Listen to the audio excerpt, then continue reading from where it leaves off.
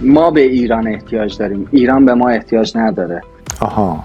تنمون خورد به هموطنانمون، یه پولی هم از ما خوردن و بلایی که شما جوونا سر ما پدر مادرها میارین. من دیگه واقعا از خستگی بیهوش شدم. تو دلشون جا باز کردین، درسته؟ به خاطر همین خیابونا رو بستن. نمیریم ایران. فرماندار شهر کم سر آینده شما شو.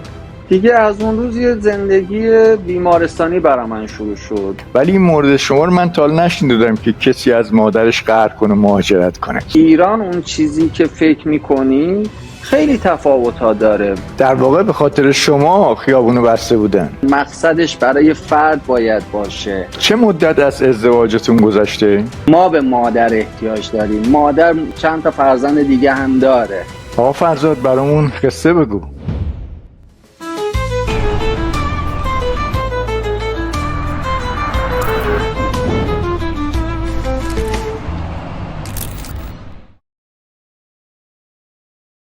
مخلصیم. گاهی اسم یه آدم اونقدر بزرگ میشه که از خودش جلو میزنه. این روزا خیلی تلاش میکنن تو فضای مجازی همراهان بیشتری داشته باشن و اسم و رسمی پیدا کنن. ولی وقتی اسم کسی از خود واقعیش بزرگتر میشه، از سوادش، از جیبش، از تجربهش، از واقعیت زندگیش، خیلی ها فکر میکنن آدم موفقیه، پولداره، همه چی دونه، براش لقب میسازن، ازش توقع دارن که نیازهای مالیشونو برطرف کنه. دیگه حق نداره سکوت کنه، باید در مورد همه چی نظر بده. و وای به حالش اگه خودشم باور کنه این تصویر رو، باور کنه واقعا کسیه که نیست و یهو ببینه افتاده تو نقشی که نه به قد و قوارش میخوره نه به حال دلش.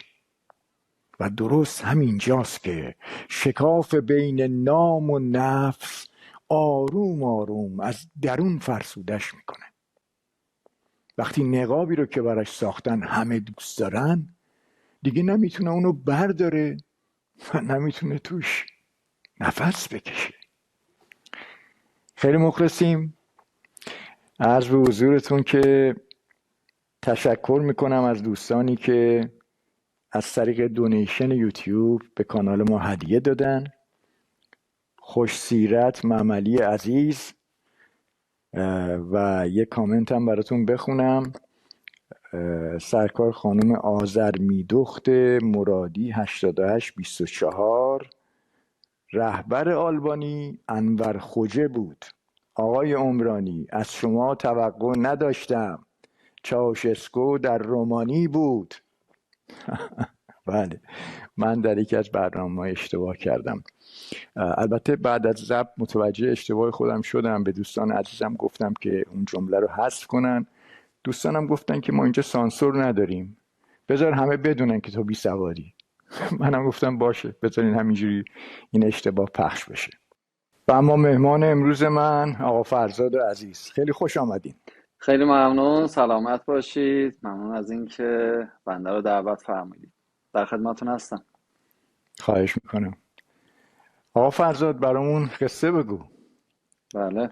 از کودکی، نوجوانی، از تحصیلات و شغلایی که داشتی و مهاجرتی که کردی. حالا بنده شهری که متولد شدم شهرستان یا شهر خوی بود توی استان آذربایجان غربی و تا دوران نوجوانی هم بله.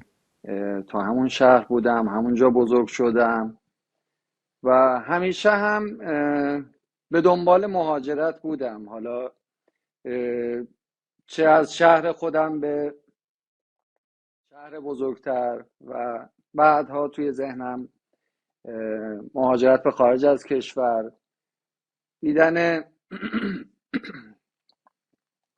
دیدن دنیای جدید، کشورهای جدید، آدمای مختلف و سبک زندگیشون.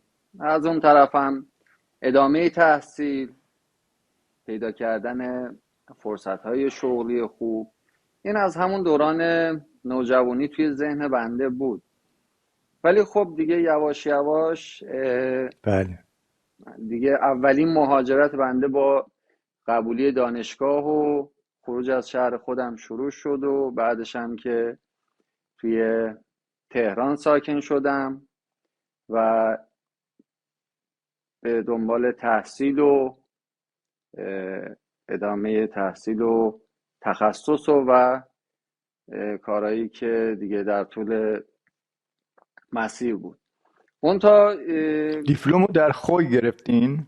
بله بله، من دوران ابتدایی راهنمایی و دبیرستان و خوی بودم، بعدش وارد دانشگاه شدم، ادامه تحصیل و تا مقطع تخصص که بنده الان متخصص پزشکی مولکولی دانشگاه رو در هستم. تهران درس خوندین؟ بله بله.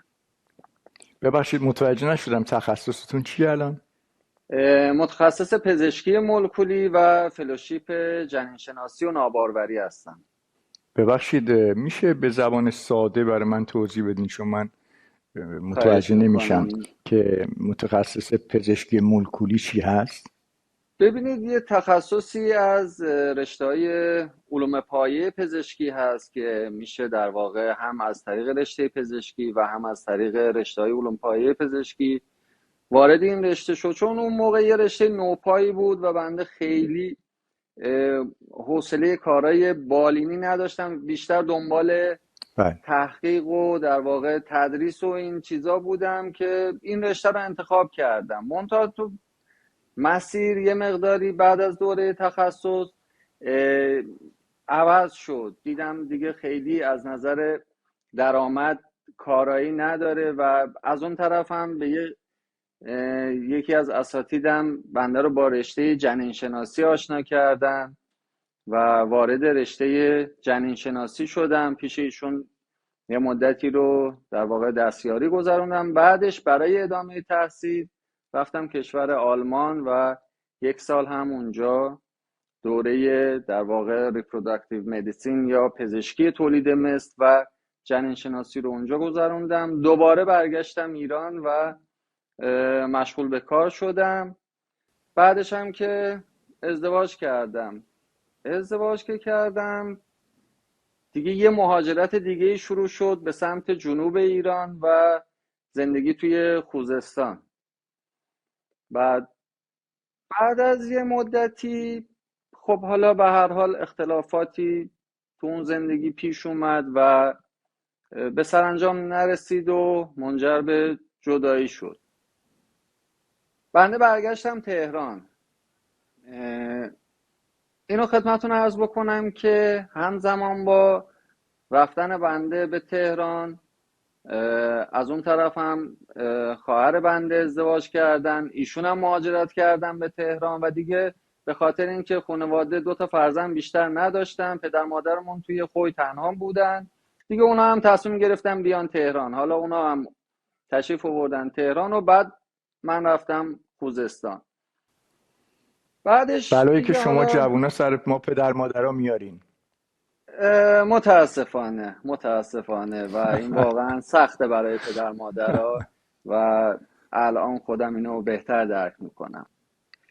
بله. بعد دیگه حالا متاسفانه، حالا یا خوشبختانه، به هر دلیلی اون زندگی ادامه پیدا نکرد و بنده برگشتم تهران پیش خانواده.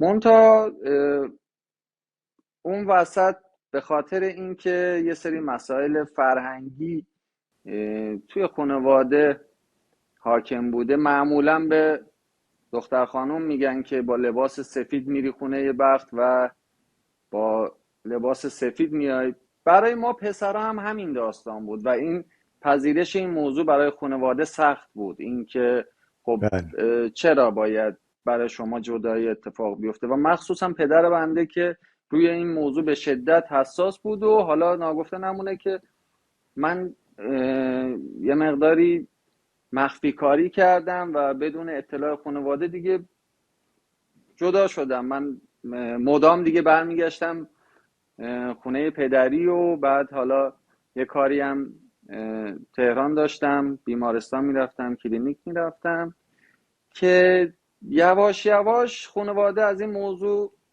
به این موضوع شک کردن که خب پس چرا همسرتون نیست و چرا نمیان و از این حرفا. و دیگه این باعث شد که ما یه مقداری خودمون رو جمع و جور بکنیم، بگیم که خب حاجی ما با اجازهتون جدا شدیم. و این خیلی براشون سخت بود. حقیقتش پدر منو از خونه بیرون کرد، گفت برو عجب. با همسرت برگرد وگرنه خونه من جای شما نیست. و من از خونه اومدم بیرون.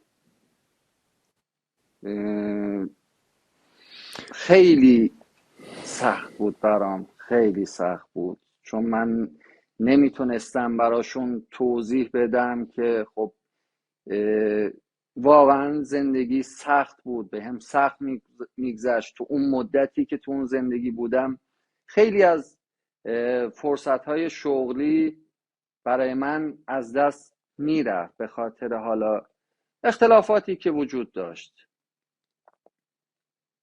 بنده جناب عمرانی یه 2 ماه توی تهران سرگردون بودم، یعنی نمیدونستم چی کار باید بکنم. یعنی روزی که منو از خونه بیرون کردن، من رفتم نشستم فرودگاه، وسایلمو برداشتم رفتم نشستم تو فرودگاه مهرآباد و همینجوری داشتم فکر میکردم که خدایا چی کار کنم،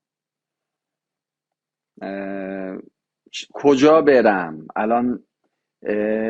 چون بعد از جدایی هم اینو عرض کنم خدمتتون که خب تمام اموال و دارایی هم موقع جدایی به نفع اون خانم ضبط شده بود دیگه. حالا بعضی وقتا میگن بله.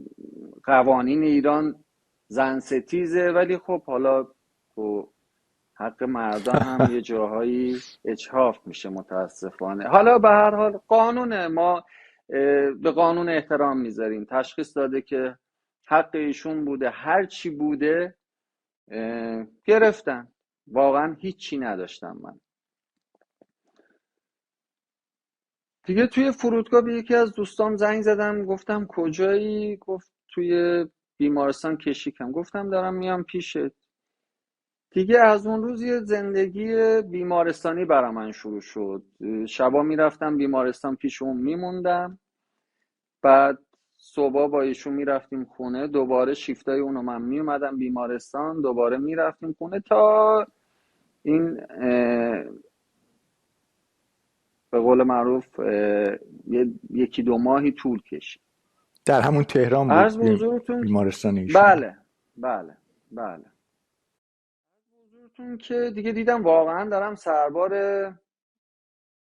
میشم. و اینکه حالا ببینید شغل پزشکی مخصوصا توی یه رشته‌ای که وابسته به یک بیمارستان یا کلینیک هست، کار پیدا کردن خیلی راحت نیست. و از اون طرف هم یه شرایط روحی خیلی بدی داشتم، نمیتونستم برم بیمارستان کشیک وایسم، حالا حداقل یه درآمدی داشته باشم، یه پولی داشته باشم. گفتم خب یه تصمیمی، یه کاری باید بکنم. چون از اول علاقه داشتم در واقع به خارج از کشور زندگی بکنم، گفتم حالا دیگه این شاید یه توفیق اجباریه.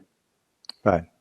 بنده دیگه توی ایران تصمیم گرفتم که دیگه از ایران خارج بشم، یعنی دیگه توی ایران دنبال کاری نباشم. و چون اولین مقصد، نزدیکترین و راحت ترین مقصد همون ترکیه هست، خب به خاطر اینکه هم زبونشون رو مسلط بودم و همین که بالاخره آشنایی داشتم، قبلا هم خب مسافرت هایی داشتم، گفتم خب دیگه فعلا از ایران خارج بشم تا ببینم چی کار میتونم بکنم اینجا، که نه از نظر روحی روانی آمادگیشو دارم، نه دستم به کاری میره دیگه. از ایران خارج بشم ببینم چه اتفاقی برام میفته. دیگه بنده رفتم استانبول و یعنی زبان ترکی استانبولی بلد بله بودین؟ بله بله بله. کاملا مسلط بودم دیگه. گفتم برم ببینم اونجا چیکار میتونم بکنم. رفتم استانبول و یه مدت اونجا بودم، تقریبا یه 2-3 هفته‌ای بودم و خب با جمع ایرانی‌ها ارتباط برقرار میکردم، باشون آشنا میشدم، اینکه دنبال کار بودم، چه کاری انجام بدم. خب توی حیطه کاری خودم که خیلی واقعا سخت بود، نمیشد کاری پیدا کرد و از اون طرفم نگران این بودم که چون بدون ویزا در واقع مدت اقامت توی ترکیه کلا 3 ماه هست، 90 روز توی 180 روز هست. گفتم قبل از این که موعد فرا برسه من یه اقامتی برای خودم جور کنم. دیگه تو اون حین و بین یه بنده خدایی بودن، گفتن که حالا از طریق یکی از دوستان گفتن آقا شما یه دارویی هست میتونید اینو اگه رفتید ایران بدید به فلان خانم، ایشون احتیاج دارن این دارو رو. حالا من فعلا که نمیخوام برم، حالا اینجا هستم، ولی خب اگر رفتم چشم اطلاع میدم بهتون. دیگه این یه باب آشنایی شد، در واقع همسر فعلی بنده، و از اونجا شد که ما با هم دیگه آشنا شدیم و منتها حالا نه به قصد در واقع ازدواج. ببخشید، اون کسی که در ایران نیاز به اون دارو داشت همسر آینده شما شد؟ نه، مادرشون بود، مقیم کانادا بودن. اون خانم خودش در ترکیه بود؟ اون موقع کانادا بودن خودشون، از طریق یکی از دوستان یه سفارشی داده بودن، گفته بودن اگر کسی خواست ایران بره، آشنایی داشتن، گفتن اگر کسی میخواد بره ایران، بله این دارو رو برای مادرشون، که چون حالا در واقع خیلی تاکید داشتن اون دارو یه زنجیره سردی داشت، باید حتما کسی که اینو میبرد به اون موضوع واقف بود که این دارو حتما توی یه دمای مناسبی بره. معمولا متاسفانه این داستان ها هست برای بعضی از عزیزان که داروها از خارج از کشور حتما باید با یه زنجیره سردی بیاد. بعد دیگه حالا خیلی خلاصه میخوام بگم که برسیم به در واقع اصل ماجرا، که باب آشنایی ما از اونجا شروع شد و ما صحبت و در واقع تعامل و اینا، که یه روزی ایشون گفتن که من میخوام بیام ترکیه و شما رو ببینم. گفتم باش دیگه، ما اینجا هست. ایشون از کانادا تشریف آوردن ترکیه و ما با هم نشستیم صحبت کردیم، کل داستان زندگیمو براشون تعریف کردم.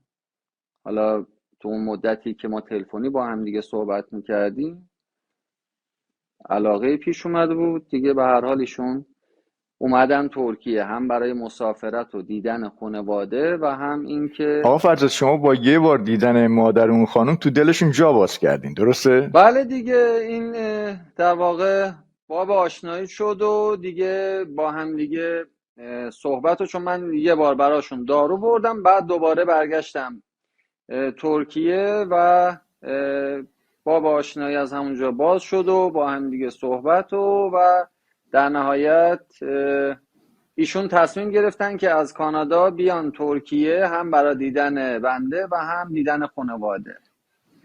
بعد بله. دیگه صحبت‌های اولیه، آشنایی‌ها همونجا اتفاق افتاد و تصمیم به ازدواج گرفتیم. گفتیم دیگه حالا ما که اون در واقع دوستی اجتماعی، دوستی ساده و این مسائل برای بنده که تعریف نشده، با اون فرهنگی که ما داشتیم به خاطر یه دونه جدایی ما رو از خونه بیرون کردن، حالا اصلا این مدل زندگی برای ما تعریف نشده هست و تصمیم به بله. ازدواج گرفتیم. و همونجا هم ازدواج کردیم توی ترکیه. بعد من چون اینا رو کوتاه خدمتون عرض میکنم، شاید یه مقدار تیکه تیکه و بریده بریده باشه، منتها اون داستانه جالبش از همون زندگی مشترک و مهاجرت بعدی که پشت سرش اتفاق افتاد جالبتر میشه. بله خب به هر حال به واسطه این ازدواج میتونستم خیلی راحت برای در واقع کانادا اقدام بکنم، ولی اصلا کانادا به عنوان مقصد برای من نبود و هیچ وقت در موردش فکر نمی کردم و با توجه به اطلاعاتی که از اونجا داشتم، دوستانی که بودن، پزشکان، همکارانی که اونجا بودن، از نظر کاری برای کادر پزشکی و مخصوصا پزشکا جای مناسبی نیست. یعنی این تعریفایی که از اونجا شنیدم و بندم خیلی علاقه داشتم جایی که میخوام برم هم توی کار تخصصی خودم مشغول بشم و همین که بتونم درآمد خوبی داشته باشم. با توجه به توصیفاتی که از کانادا شنیده بودم که مسیرش یا خیلی سخته یا غیر ممکنه کلا و خیلی از عزیزان بله متخصصین هستن توی کارهای آزاد هستن. توی اون مدتی که ما ترکیه بودیم دیگه یواش یواش داشت اون 3 ماه تموم میشد و باید از ترکیه خارج میشدیم.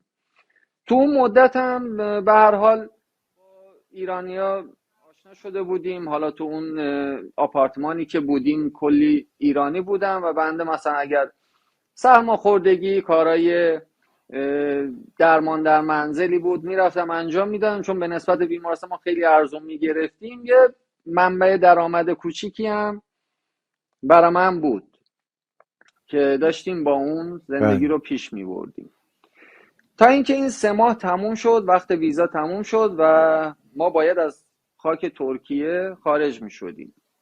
منتها خانم بنده 22 سال بود، ایران اصلا نیومده بود. یعنی خیلی هم میترسید اینکه من اگر برم ایران الان چه اتفاقی میفته، چی میشه.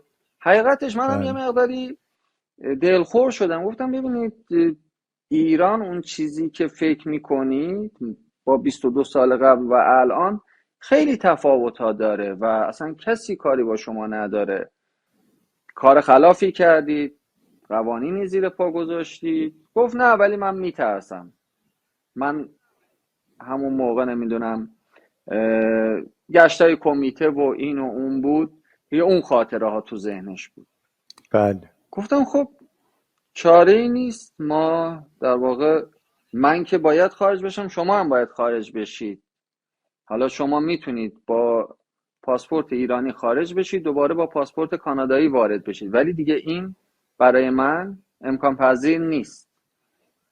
گفت من برمیگردم کانادا، شما هم برید ایران. یه وسط باید ما یه 90 روز خارج از خاک ترکیه می بودیم، دوباره برمیگشتیم. ما خونه هم اجاره کرده بودیم بله دیگه. ایشون تشریف بردن کانادا، من برگشتم ایران. ایرانم که جایی نداشتم و نمیدونستم چیکار بکنم. حالا یه چند روز توی هتل یا چند روز خونه این دوست اون دوست آشنا و با خانواده‌ام ارتباطی ندارم چون دیگه بیرون کردن و اصلا هیچ کس سراغ منو نمیگیره که اصلا کجاست، ایران، خارج از آقا کشور. فرزاد نمیشد آشتی کنین بگین دوباره ازدواج کردم؟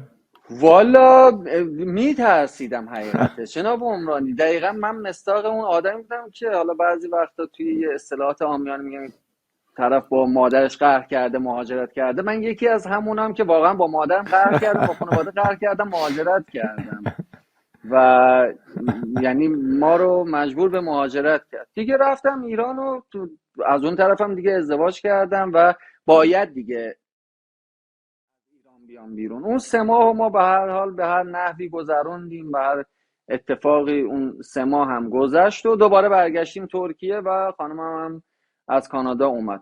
ولی گفتم دیگه این دفعه باید یه فکر اساسی بکنیم، چون دوباره یه 3 ماه اینجا هستیم و دوباره همون آش و همون کاسه. باید یه فکری بکنیم. خانمم اصرار که خب بیا حالا کاراتو انجام بدم، حالا این بره توی پروسه. ببین من واقعا اون دیگه اونجا هم ترک بازیم گل کرد. نه من زیر بار منت زن نمیرم و از این حرفا. حالا به قول جناب عالی یه بار فرمودین که باید با دیکتاتور درونمون بعضی وقتا به جنگیم.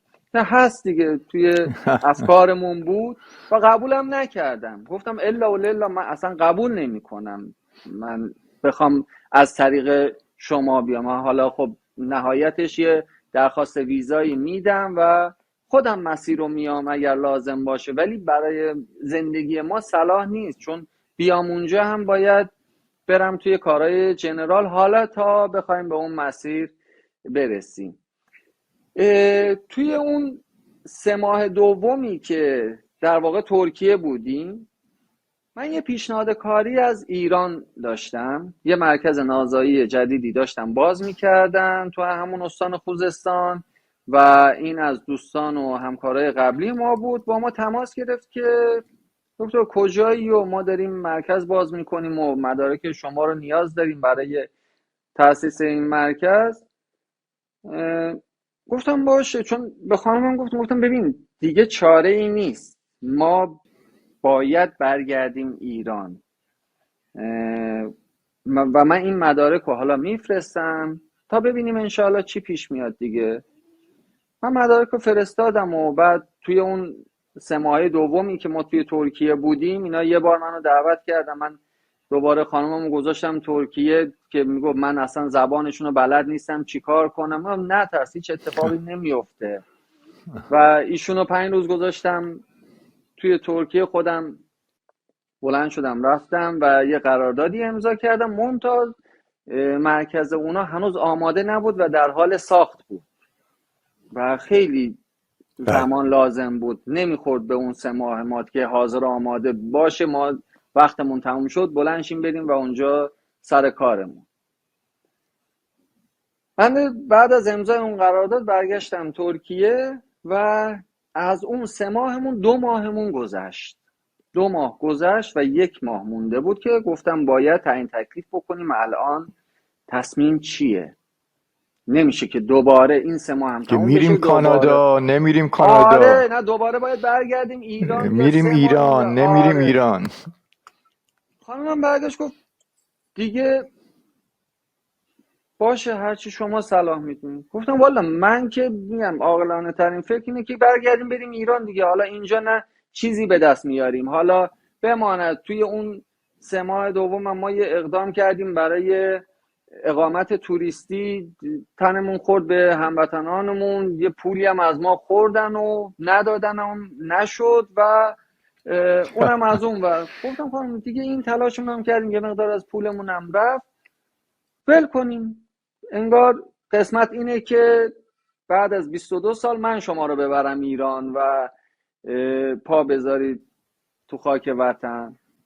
گفت باشه دیگه چاره ای نیست. ما 1 ماهمون مونده بود و توی اون مدت هم علاوه بر ایرانیا با یه سری از جنینشناسا و متخصصین نازای ترکیه هم با همدیگه آشنا شده بودیم و با همدیگه در ارتباط بودیم. اینا هم ما رو دعوت کرده بودند، صحبت میکردیم که آیا میشه توی ترکیه هم با همین مدارک ما مشغول به کار شد. ولی دیدم باز هزینه و درآمدی که اونجا هست نسبت به هزینه ها کمه و بله. نمیشه خیلی زندگی رو پیش برد. ما اومدیم گفتیم خانم دیگه جمع کن بریم ایران. حالا از اون ورم اون مرکز هم توی ایران هنوز آماده نیست. خب حالا چیکار باید بکنیم؟ ما گفتم ببین اینجا پولمون داره تموم میشه، توی این 1 ماه مونده حداقل این 1 ماه رو بریم ایران، بالاخره هزینه‌اش کمتره و تا انقدر این سخت بود که گفتم نهایتش حالا میریم یه جای کوچیک رو اجاره میکنیم، یه دونه من پراید میخرم توی اسنپ کار میکنم تا اون بله. مرکز آماده بشه و سر کار اصلی خودم. دیگه خانمم قانع شد، گفت باش میریم. ما اومدیم وسایل همه چیز رو جمع کردیم، این دوستای ترکمون و این همکارا و پزشکا و متخصصین جمع کردیم، یه در واقع یه شام خداحافظی با اینا. حالا دوستانی که استانبول هستن اون منطقه بیلیکدوزو رو میشناسن، اونجا یه ساحلی داره، یه مارینایی هست، رستورانای زیادی داره. ما این دوستامون رو شب دعوت کردیم اونجا که آقا تشریف بیارید، ما دیگه داریم میریم ایران و معلوم هم نیست کی بیاییم دیگه، رفتنمون دست خودمونه، برگشتنمون با خداست. اینا هم اومدن، یه شام مفصلی هم ما توی اون رستوران تدارک دیده بودیم، نشستم با هم دیگه صحبت و خوشوبش.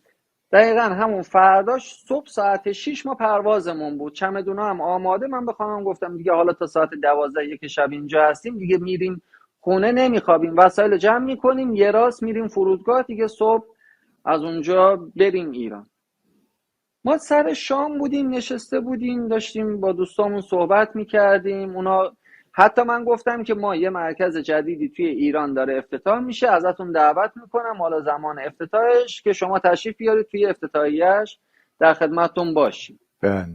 همینجوری نشسته بودیم، یکی از دوستامون یهویی داشت با تلفن پیام اومد، داشت نگاه می‌کرد، یهو برگشت گفتش که کی میره ازبکستان؟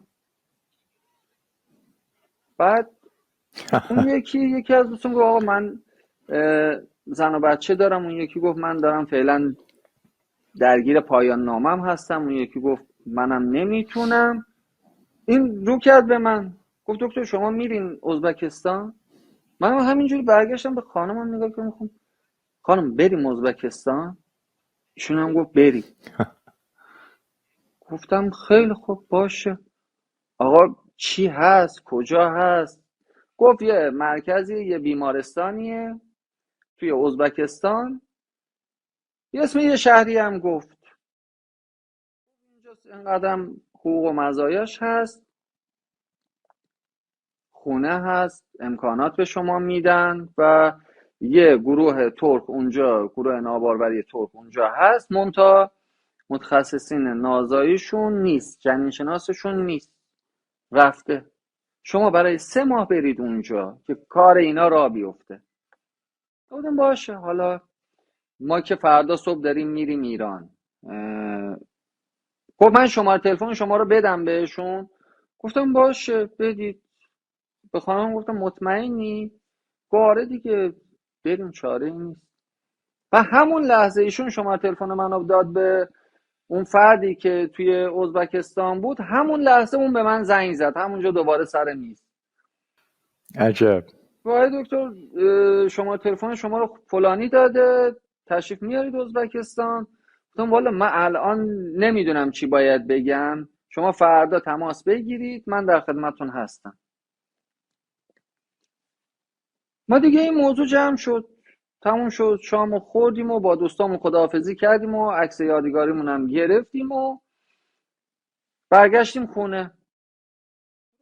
خانمم گفتش که میریم ازبکستان. گفتم بابا حالا یه چیزی گفتن، شما خیلی جدی نگیرید، حالا از این اتفاقات زیاد میفته، از این حرفا زیاد میزنن، وعده‌های سر خرمن و به قول معروف.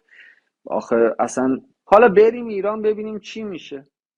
ما که فردا صبح بلیت داریم، نمیتونیم بلیط رو هم کنسل کنیم دیگه، وسایل جمع کردیم پاشیم بریم، حالا اگر شد از اون ور میریم ازبکستان. اصلا من نمیدونستم دقیقا روی نقشه کجاست. من فکر میکردم جغرافی من خیلی بد بود، یعنی توی دوران مدرسه من فکر میکردم همسایه هم مرز ایرانه، ولی نگو که وسط ترکمنستان هست بعد ازبکستانه توی سمت شمال شهر.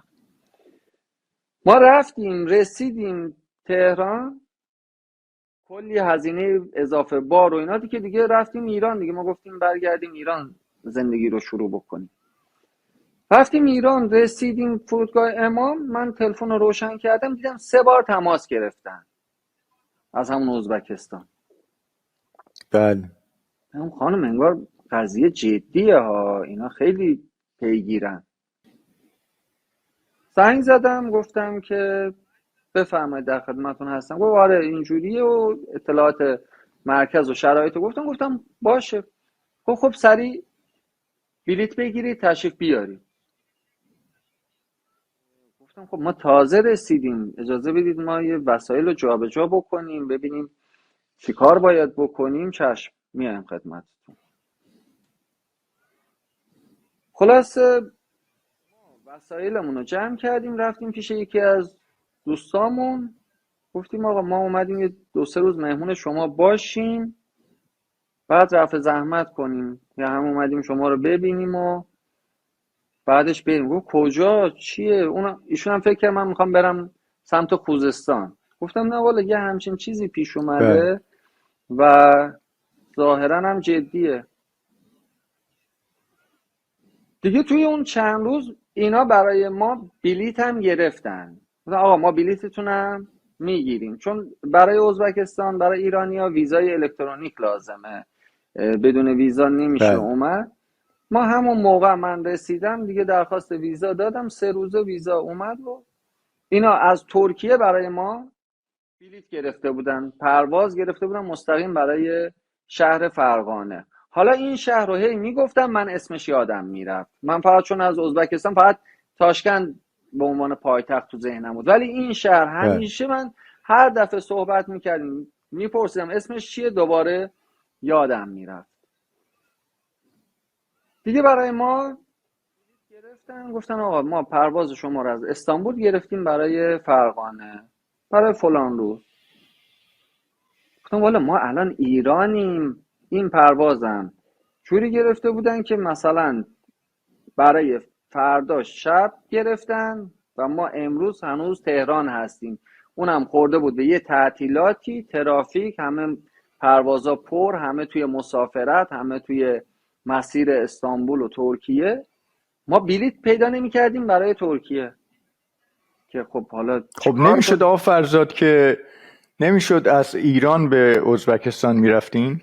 چرا میشد، ولی اونا برای ما بلیت گرفته بودن و خودشون با هزینه خودشون برای ما بلیت گرفته بودن و فکر میکردم ما استانبول هستیم، یعنی اونی که توی ازبکستان بود فکر میکرد ما بله. هنوز استانبول هستیم، از اونجا برای ما بلیت گرفته بودن. منم گفتم بله. ما الان ایران هستیم، ما دوباره باید بریم استانبول و از استانبول بیایم.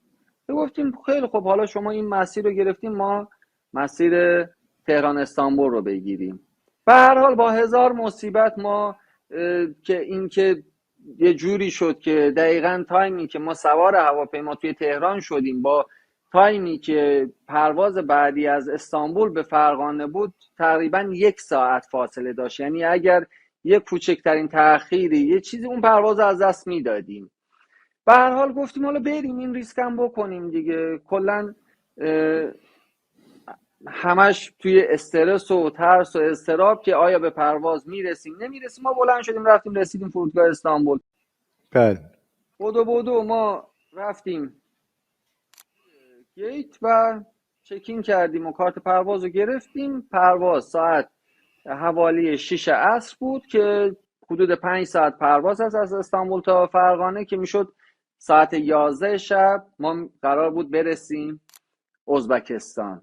و به ما گفته بودن که یه راننده میاد دنبال شما، ببخشید برای تاشکند بود پرواز ما، و بله. پرواز ما از استانبول به تاشکند بود که 5 ساعت تقریبا پرواز بود و پرواز ما ساعت 6 عصر که گفتن تا بخوایم برسیم اون اختلاف ساعت و اینا ساعت تقریبا حوالی 11 به وقت محلی باید ما میرسیدیم اینجا. ما توی فرودگاه بودیم دیدیم هی پیام داره میاد که این پرواز تأخیر داره 1 ساعت که اصلا تو پروازهای ترکیش معمولا تأخیر نیست، ولی این یه 4 ساعت تأخیر پیدا کرد تا ساعت 11 شب. 5 ساعت 6 ساعت کلا یه تأخیر زیادی داشت که ما ساعت 11 شب استانبول پرواز کردیم و ساعت 4:30 صبح رسیدیم ما تاشکند. حالا نه شماره تلفن کسی رو داریم، نه اون فردی که قرار بود بیاد دنبالمون، نه اونو میشناسیم، و این قرار بود ساعت 11 شب بیاد، نه ساعت 4:30 صبح. پرواز ما تأخیر داشت. الان ما تو این کشور داریم میریم بیرون، دنبال کی باید بگردیم؟ گفتم والا خانم ریسک بدی کردیم ما. اصلا شماره تلفن فقط، حالا چون اون فردی هم که در واقع ما رو دعوت کرده بود از ازبکستان و بلیط و اینا رو گرفته بود، ایشون یه جنین شناسی بود که قبل از اینکه ما بیاییم ایشون از اینجا رفته بود.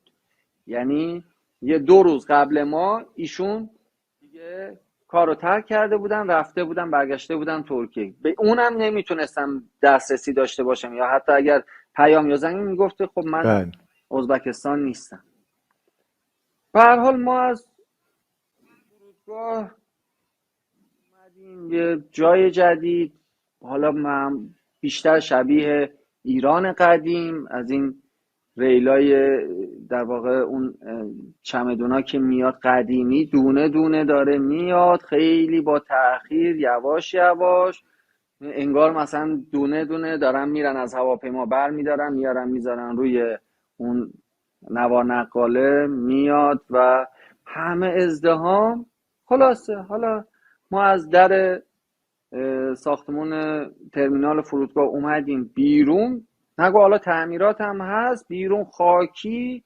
گفتم خدایا ما کجا اومدیم؟ اینجا که پایتختش این شکلیه، خاک و خول. بعد یه نرده هایی گذاشتن جلو، مردم اون پشتن، سالن انتظار نداره، اصلا کسی نمیاد، نمیتونه وارد بشه توی پروازهای ورودی، همه بیرونن. یه نردهایی رو گذاشتن و مردم پشت اون نرده منتظر مسافراشونن.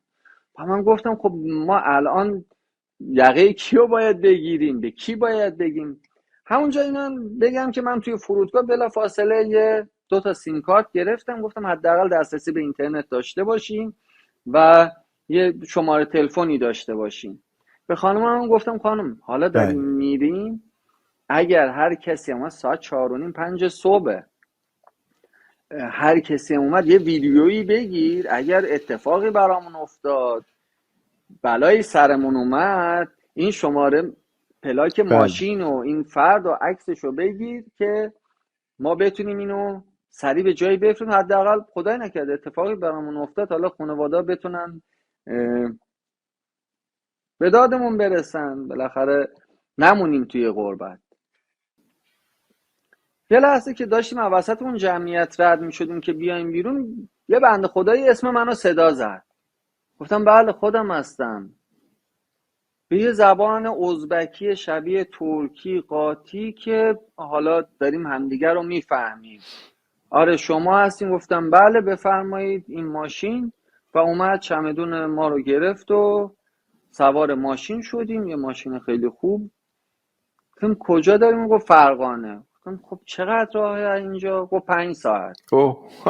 گفتم خیلی خب 5 ساعت از اون ور توی هواپیما بودیم، حالا بماند روزش هم 3 ساعت از تهران به استانبول، 5 ساعت 5-6 ساعت معطلی توی فرودگاه، دوباره 5 ساعت توی پرواز به تاشکند، بعد دوباره حالا زمینی 5 ساعت ما باید برسیم به شهر فرغانه. عرض به حضورتون که ما راه افتادیم. منم از بس خسته بودم ولی از ترس خوابم نمی برد. کجا داریم میریم؟ به چه سمتی داریم میریم؟ اصلا سرنوشتمون چی میشه؟ فقط توی گوشی مدام داشتم مسیر رو نگاه میکردم که ببینم آیا این راننده حداقل به سمت فرغانه میره یا نه، یا اسمشو گفته فرغانه ما رو ببره یه اتفاقی برامون نیفته. این بله داره همین مسیر رو میره. خیلی آدم محترم، صحبت میکنه ولی پایه اساس ترکیه، ولی با یه لهجه خاصی، زبان ازبکی اولین بار داره به گوشم میخوره و همدیگر رو به زور داریم میفهمیم. یعنی یه صحبتهایی داریم میکنیم.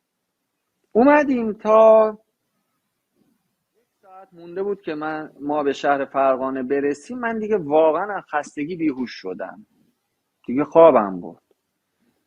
یه دفعه چشمو باز کردم دیدم جلوی یه بیمارستانی هستیم و ما گفتم آقا پیاده شید، همینجاست رسیدیم. ما پیاده شدیم دیدیم بله یه آقای دکتر متخصص زنان هست، ترک زبان، اومدن احوال پرسی، آقا ما منتظرتونیم، کجایی؟ والا حالا اومدیم بالاخره رسیدیم دیگه، آقا بفرمایید بریم اتاق عمل داریم. آقا چیه؟ من نخوابیدم، خستم. یعنی چی؟ گفت آقا ما عملا رو به خاطر شما به تعویق انداختیم. چون ببینید توی بحث نازایی یک تیم کار میکنه بله و متخصص زنان میاد حالا توی بحث IVF توی اتاق عمل تخمک گیری میکنه، میده به جنین شناس و جنین شناس برای کارهای آزمایشگاهیش رو انجام میده. گفتم من واقعا خستم، حداقل من بذار این چمدونا رو یه جایی بذارم، یه دوشی من بگیرم بیام. گفتن باشه. گفتم خب کجا باید بریم؟ یکی از اون پرسنل بیمارستان اومد گفتش که خونتون هم همین نزدیکه، بیایید. ما اون ور خیابون رفتیم، یه آپارتمانی بود، ما رو برد اونجا و یه واحد 3 خوابه به ما تحویل داد، کلیدا رو تحویل داد، این خدمت شما. من باشه، دست شما درد نکنه. من هم سریع یه دوشی گرفتم و رفتم بیمارستان. 3 تا عمل بعد درگیر کارا اولین بار. خب به هر حال معمولا یه بیمارستان، یه پزشکوانی، یه حالا در واقع آداپت شدن، اون سازگاری، این که بله بدونی فلان وسایل کجاست، این سیستم به چه شکلیه، یه زمان کوتاهی میبره، حداقل یه چند روز باید شما توی اون مجموعه باشید تا به سیستم عادت کنید. ما رو همون لحظه اول بردن و گفتن آقا بسم الله. ما هم شروع کردیم، خدا رو شکر هیچ مشکلی هم پیش نیومد. همون روز رو گذروندیم و عصری من برگشتم خونه، فقط تخت گرفتم خوابیدم تا فرداش که دوباره توی برنامه عملهایی بود و ترانسفر و حالا هر چیزی که در ارتباط با نازایی بود. ما 1-2 روز این کارامون انجام دادیم. یه روز به ما گفتن که آقا این بیمارستانی که دارید میبینی یه بیمارستان خصوصی وابسته به یه دانشگاه خصوصی و دانشکده پزشکیش چند روز دیگه میخواد افتتاح بشه و شما دعوتید برای افتتاحیه اونجا. خب بسیار عالی. تا اینکه اون روز افتتاحیه دانشگاه فرا رسید، ما هم آماده شدیم و رفتیم به سمت دانشگاه. حالا تو اون چند روز اول شهر رو یه مقدار گشتیم، مردم رو دیدیم عین ایران خودمونه، مردمی بسیار مهمان نواز، بله بسیار در واقع خوش رو، خیلی کاملا متفاوت، کاملا متفاوت. یعنی هیچ نمیشه مقایسه کرد با کشورهای اروپایی یا جاهای دیگه ای. این همون فرهنگ ایرانی و مهمون هم براشون احترام خاصی داره. به هر حال ما رو دعوت کردن برای افتتاحیه دانشگاه. ما رفتیم، من و همسرم و اون آقای دکتری که در واقع متخصص زنان بود با یکی از همکارای متخصص بیهوشی، ما رفتیم به سمت دانشگاه. رفتیم 2 تا خیابون مونده بود به دانشگاه، دیدیم خیابون رو بستن. کلا گفتن که من از چیز پرسیدم از این همکارمون، گفتم چرا خیابون رو بستن؟ والا نمیدونم، انگار مهمون خاصی دارن به خاطر همین خیابونا رو بستن. این باشه، خب همینجا پیاده بشیم و پیاده بریم دیگه. ما پیاده شدیم و به سمت دانشگاه یه حدود 100 متر 200 متر پیاده داشتیم میرفتیم، یهو دیدیم برای ما نقاره و ساز و دهل و استقبال خاصی. بعد جلومون یه فرشی رو پهن کردن تا دم در دانشگاه و ورودی دانشگاه. در واقع به خاطر شما خیابونو بسته بودن. بله، اون مهمونای ویژه ما بودیم، ما خودمون خبر نداشتیم.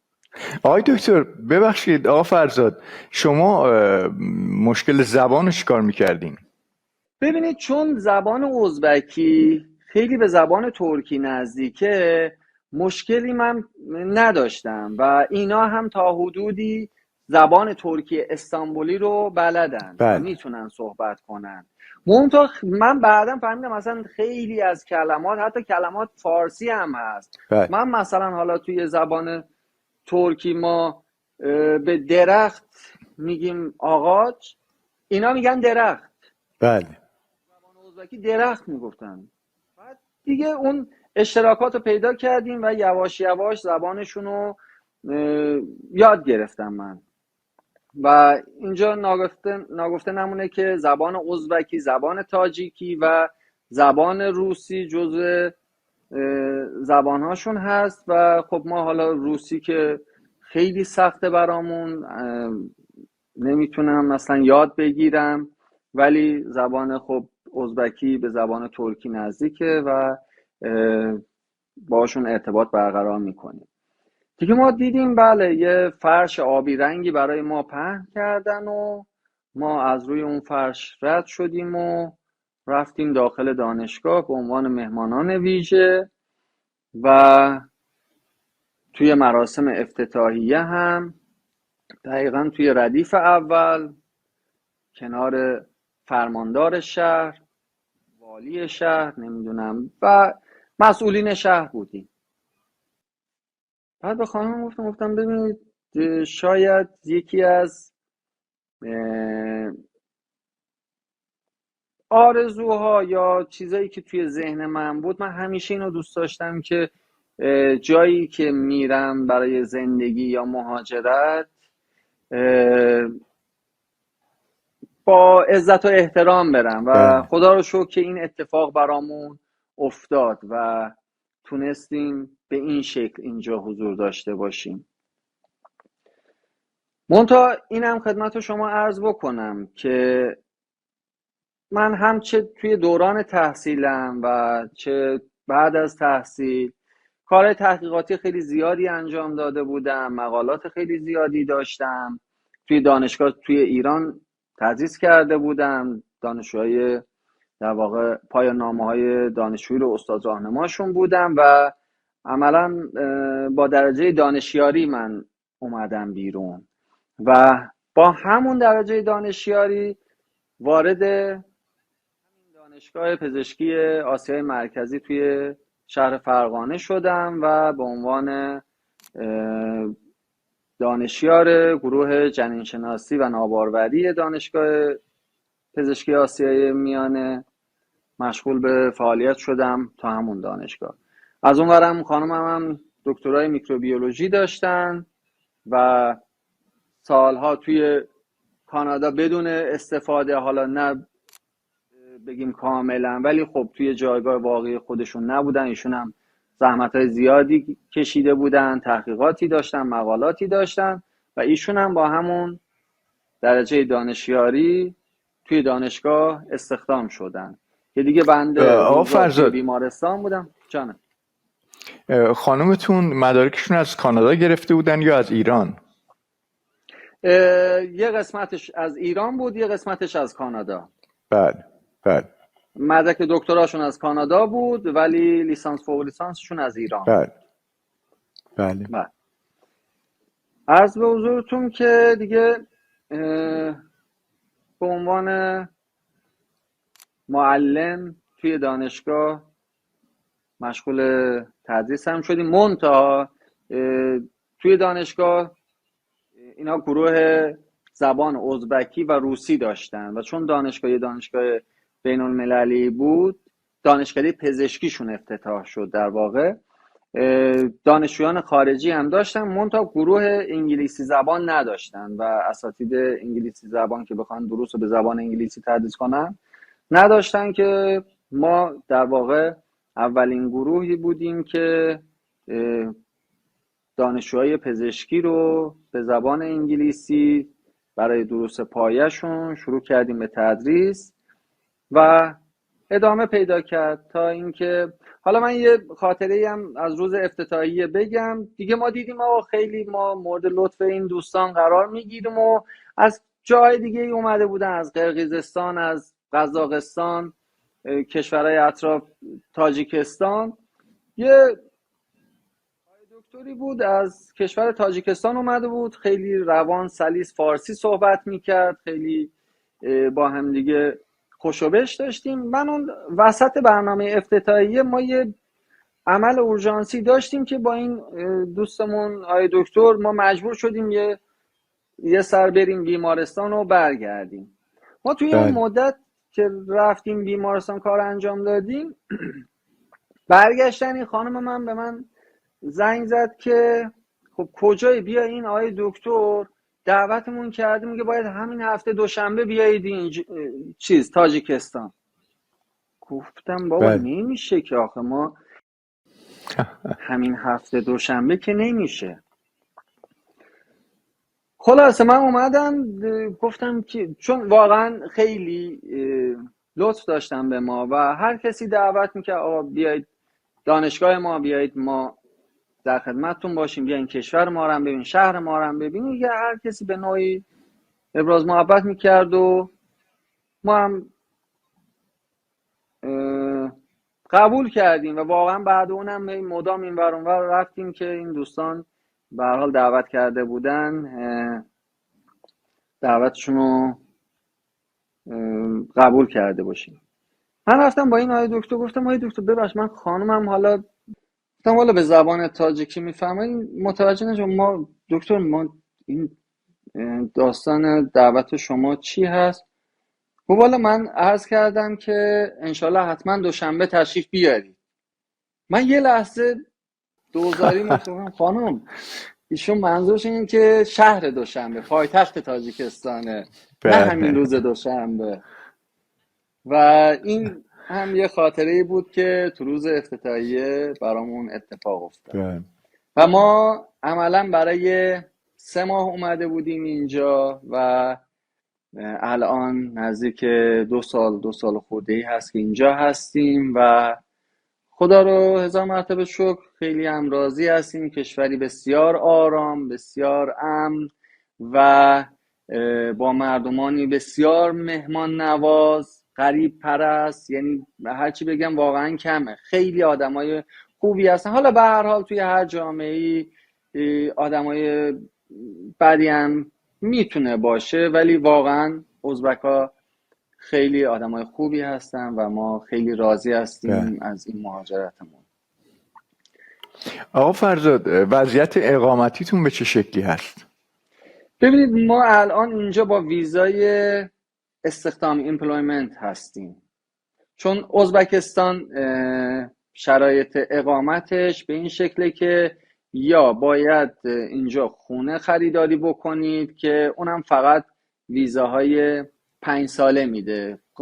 طبق بله قوانین ازبکستان گرفتن پاسپورت ازبکستان هم سخته و هم این که شما باید اون شهروندی قبلیتون رو پس بدید. اینجا تک شهروندی آها هست، یعنی حتی یک بله فرد ازبک هم بخواد اقامت یا شهروندی کشور دیگه ای رو بگیره باید اینو پس بده. به خاطر همین اینجا بله بیشتر ویزاهای 6 ماهه 1 ساله هست و هر سال هم تمدید میشه و هیچ مشکلی هم پیش نمیاد و کارفرما و اون بیمارستان و اون دانشگاه درخواست رو میده. منتها اینو خدمتتون عرض بکنم که مهاجرت مثل طبابت تشخیص و درمان برای فرده. مهاجرت هم برای مقصدش برای فرد باید باشه. نمیشه بله چون من اومدم اینجا و شرایط باب میل من بود قطعا برای دیگران هم میتونه این اتفاق بیفته یا برعکسش شکستی خوردم و این هم شامل حال بقیه هم میشه. خیلی دوست دارم این که افرادی که حالا به هر نحوی، چون آخه میدونید الان یه مقداری این بحث مهاجرت شده یک برند، حالا زندگی کردن توی خارج از کشور و اون چیزایی که توی فضای مجازی بنده میبینم اینکه بله یه نوع فخر فروشی شده و متاسفانه یه جوری یه سطح بالاتری از زندگی رو میخوان نشون بدن که اون فردی که خارج از کشور زندگی میکنه قطعا شرایطش بهتر از کسی که توی ایران زندگی میکنه. نه، اینجوری نیست.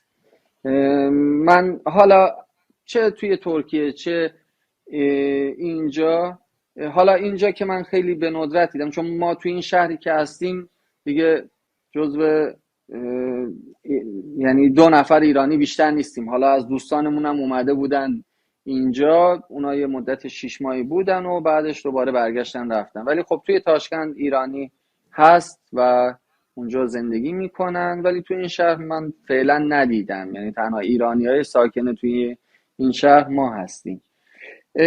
خیلی فرق فروشیه برای کسی که توی ایران زندگی میکنه. یه جورایی ما خوشیم و خوبیم، شما دارید توی بدبختی زندگی. نه، اینجوری نیست به نظر من.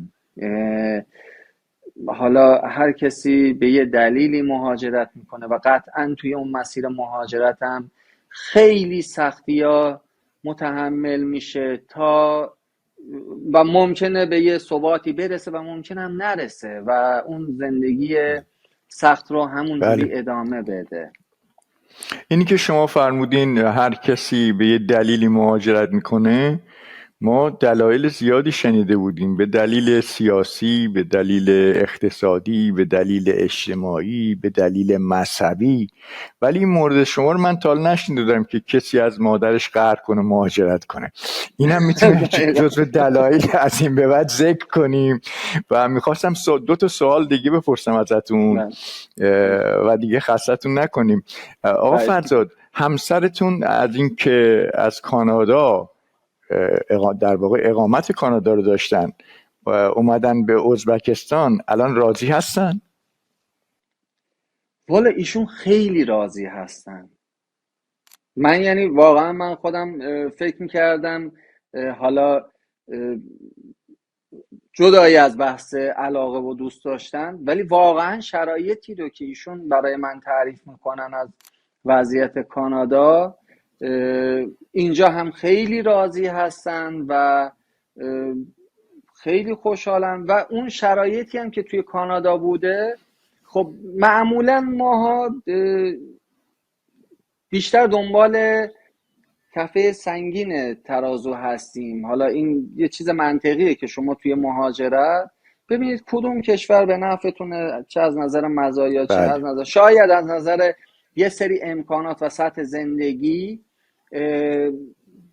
به ظاهر متفاوت باشه، به ظاهر پایین باشه. ببینید جناب عمرانی، یکی از شاخصهای رفاه توی یک کشور دسترسی سریع به خدمات پزشکیه که اینو من اون چیزی که شنیدم توی کانادا به این راحتی شما نمیتونید به خدمات پزشکی دسترسی داشته باشید، به پزشک متخصص دسترسی داشته باشید. حتما باید از طریق یه سیستم و کانال پزشک خانواده برید و اون نوبت‌های طولانی مدتی که ولی اینجا زمانی که خانم من حالا حتی توی ترکیه یه بار اومده بودن، من بهش گفتم که گفتن در واقع شکمم درد میکنه، گفتم بریم همینجا سونوگرافی انجام بدیم.